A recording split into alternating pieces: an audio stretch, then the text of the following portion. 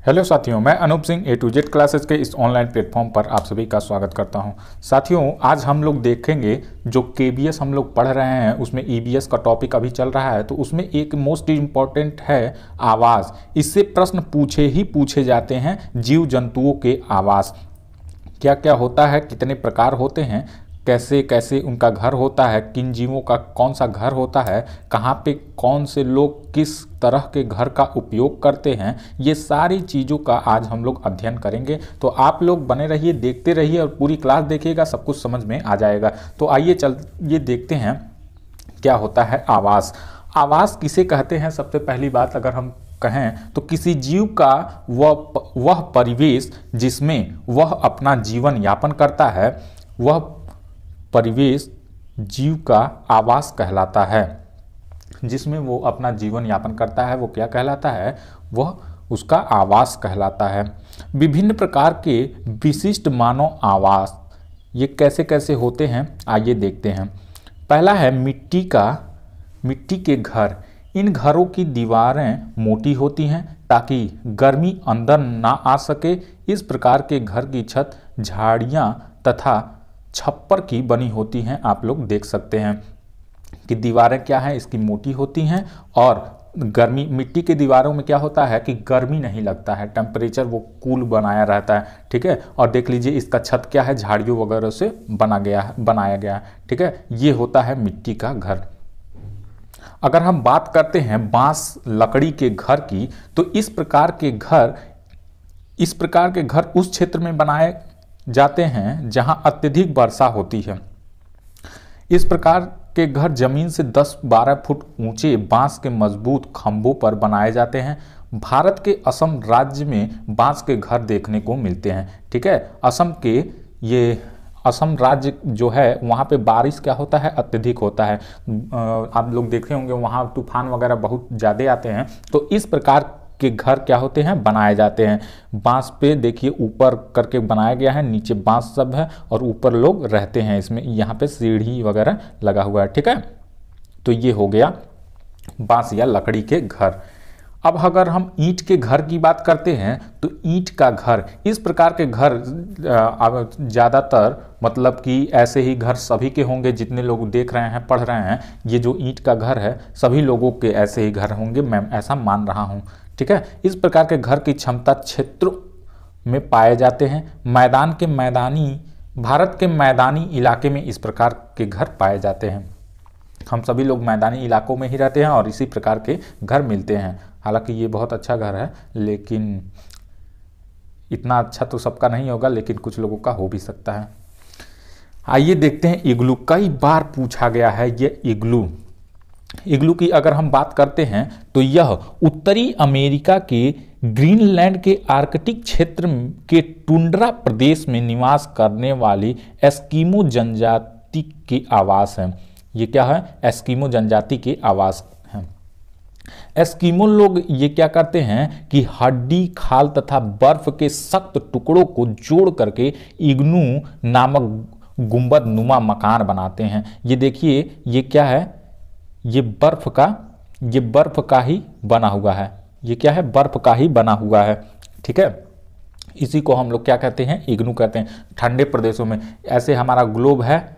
ठीक, तो ये कौन सा एरिया है? ये टुंड्रा एरिया, मतलब कि ध्रुवों पर क्या होता है? टुंड्रा होता है। तो यहाँ पे ये सब पाए जाते हैं। ठीक है, तो वही इग्नू होता है। लेकिन इसके अंदर क्या होता है आगे आप लोगों को मालूम चलेगा। शीतकाल की कड़ा केदार खंड इन मकान की मजबूती बढ़ाती है। के अंदर की तरफ दीवारों तथा फ्लोर पर सील मछली, देखिए अंदर की तरफ क्या होता है? सील मछली की खाल लगाई जाती है। इससे यह मकान के अंदर गर्म बने रहते हैं। दीवार एवं खाल के मध्य रिक्त स्थान छोड़ा जाता है। ये जो बाहर बर्फ है इसके अंदर मछली की खाल लगाई जाती है, सील मछली की, और जो दीवार है, बर्फ की दीवार है और मछली की खाल है, इसके बीच में स्पेस छोड़ा जाता है। ठीक है, इस रिक्त स्थान में ठंडी हवा की उपस्थिति होती है। इससे इग्नू की आंतरिक गर्मी बर्फ से बनी दीवार को गलाती नहीं है। ठीक है। इग्नू में गर्मी व रोशनी बनाए रखने के लिए सील मछली की चर्बी जलाई जाती है। एक रूम में एक छोटा सा द्वार होता है, ये देखिए द्वार है इसका रूम का, इसी के द्वारा लोग लेट करके प्रवेश करते हैं, ठीक है। ये होता है इग्नू की विशेषता, ठीक।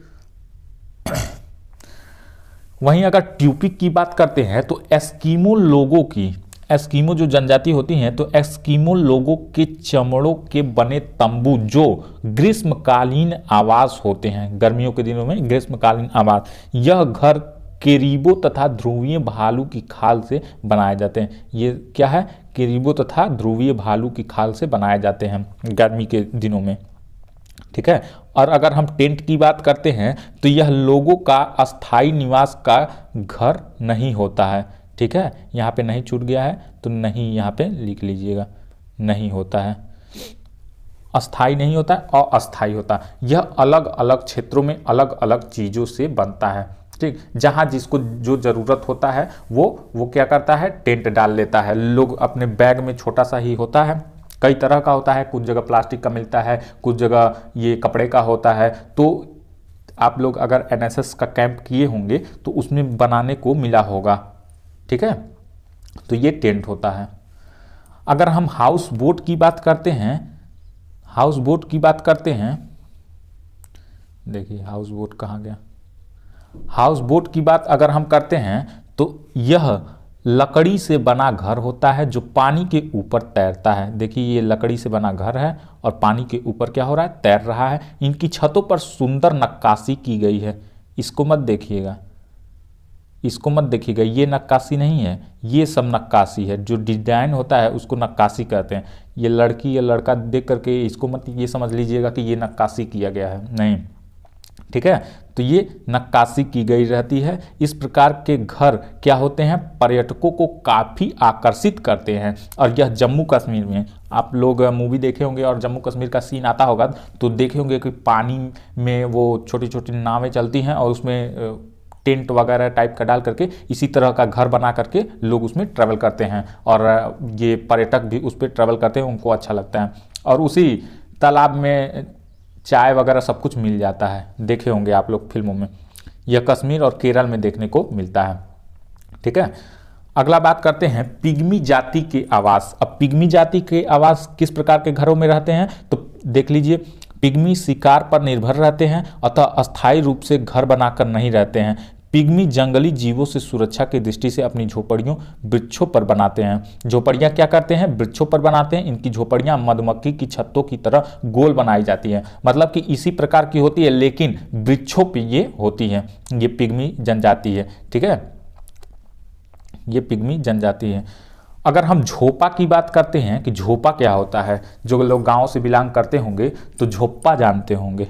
झोपा मतलब कि समूह, लेकिन ये झोपा है। शुष्क व पश्चिमी राजस्थान में ग्रामीण क्षेत्रों में ये बनते हैं। क्या होता है, ग्रामीण क्षेत्रों में ये बने घर होते हैं, ठीक है। इस प्रकार के ये घर होते हैं।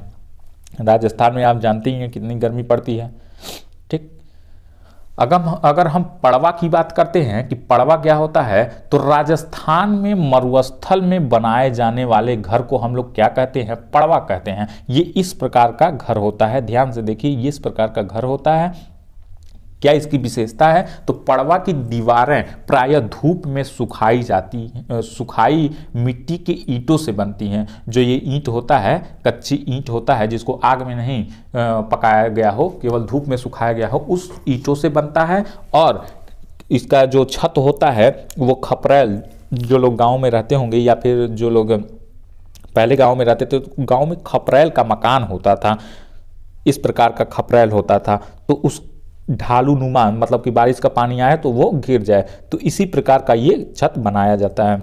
अगर हम टाबरिया, टपरी व डागला की बात करते हैं तो ये भी राजस्थान के आदिवासियों का यह घर होता है। ये राजस्थान के आदिवासियों का घर होता है। इसी प्रकार का, मतलब कि मिट्टी के ईंटों से बनाया जाता है और छत क्या होता है, छत घास फूस वगैरह से बनाया जाता है, ठीक है।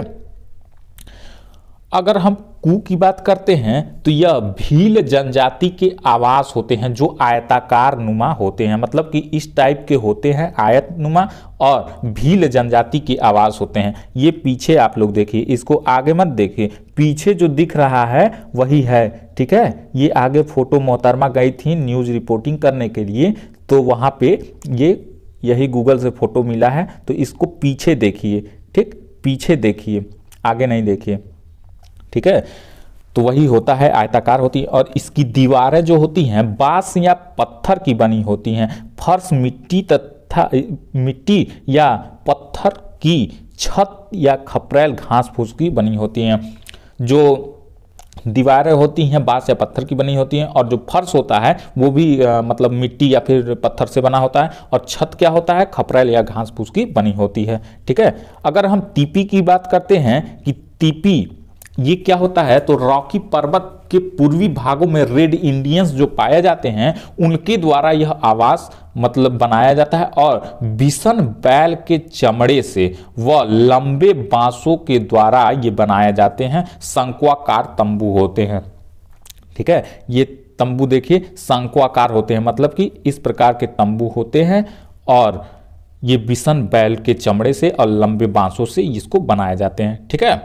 आइए आगे हम लोग देखते हैं। अब अगर हम लोग जीव जंतुओं के आवास की बात करते हैं कि आवास के प्रकार जो हमारे जंतु होते हैं, जैसे कुत्ता, गाय, बैल, बकरी, चूहा, ये किस प्रकार के आवास में रहते हैं, तो आइए इसी का अध्ययन करते हैं। आवास के प्रकार कई प्रकार का होता है, जैसे स्थलीय आवास। अब स्थलीय आवास क्या होता है, तो स्थलीय आवास स्थल पर रहने वाले सभी जीवों का आवास स्थलीय आवास कहलाता है। इसमें कई प्रकार के आवास शामिल किए जाते हैं, जैसे अब देखिए स्थलीय आवास में वनीय आवास भी आ जाएगा। अब वनीय आवास आ जाएगा तो वनीय आवास ये क्या होता है, इसको अगर हम लोग जाने तो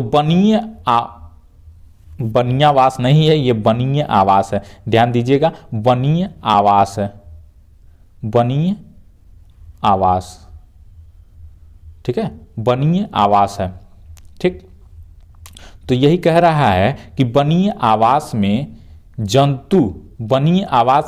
जंतु एवं पेड़ पौधे दोनों पाए जाते हैं जो एक दूसरे पर आश्रित होते हैं। सभी प्रकार के जंगली जानवर एवं वनस्पति इस प्रकार के आवास में रहते हैं, ठीक है। जो जंगली जानवर होते हैं इसी प्रकार के आवास में रहते हैं, ये वनीय आवास कहलाता है, ठीक। अगर हम मरुस्थलीय आवास की बात करें तो मरुस्थलीय आवास क्या होता है, मरुस्थलीय आवास मरुस्थलीय क्षेत्रों में वर्षा बहुत कम होती है और तापमान बहुत अधिक होता है। यह पाए जाने वाले जंतुओं में ऊंट, सांप, कंगारू, चूहा आदि वनस्पति में कांटेदार व मोटी पत्ती वाले पेड़ पौधे मिलते हैं। ये क्या होते हैं, मरुस्थलीय आवास होते हैं, जो कि मरुस्थल पे रहते हैं। जैसे सांप देख लीजिए, ऊंट देख लीजिए, राजस्थान में ऊंट वगैरह बिना पानी के कई दिनों तक जिंदा रह सकता है, स्टोर कर लेता है। सांप भी, कंगारू भी, चूहा भी, तो ये सब क्या है, मरुस्थलीय आवास में रहते हैं। अगर हम पहाड़ी आवास की बात करते हैं कि पहाड़ी आवास क्या होता है, तो पहाड़ी आवासों में वाघ, भालू, पहाड़ी बकरियां आदि मिलते हैं, ठीक है। ये पहाड़ी आवास हो गया।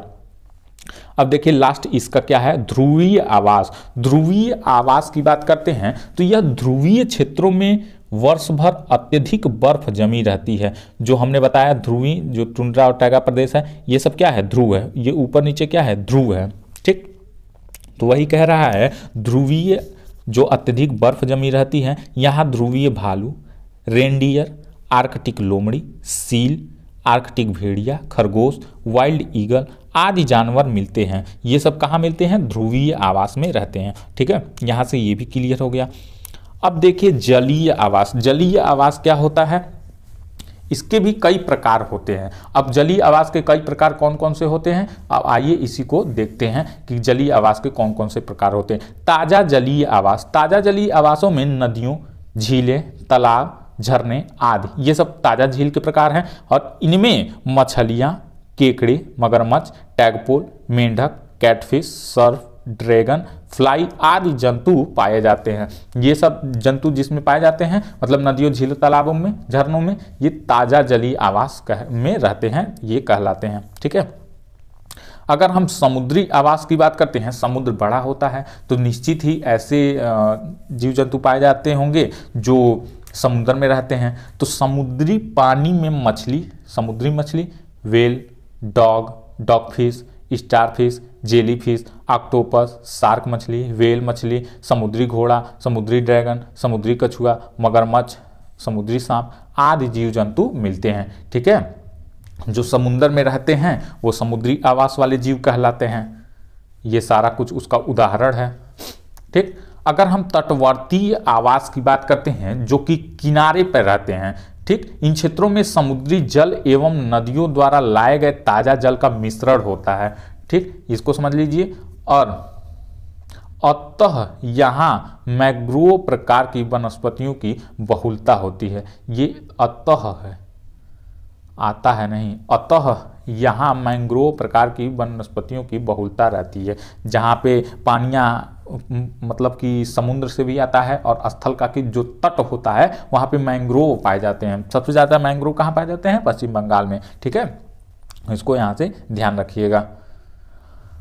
अब आइए कुछ और भी जंतुओं के मतलब प्रकार देख लेते हैं कि कहाँ पे कौन से जंतु रहते हैं। जैसे बिल में कौन कौन से जंतु रहते हैं? तो बिल में देखिए, ये चूहा हो गया, सांप हो गया, खरगोश हो गया, चींटी हो गया। लेकिन एक बात ध्यान रखिएगा, सांप कभी भी अपने बिल का निर्माण नहीं करता है। सांप अपने बिल का निर्माण नहीं करता है तो कैसे वो रहता है? तो चूहा के द्वारा बनाया जाता है बिल, तो वो उसी में रहता है।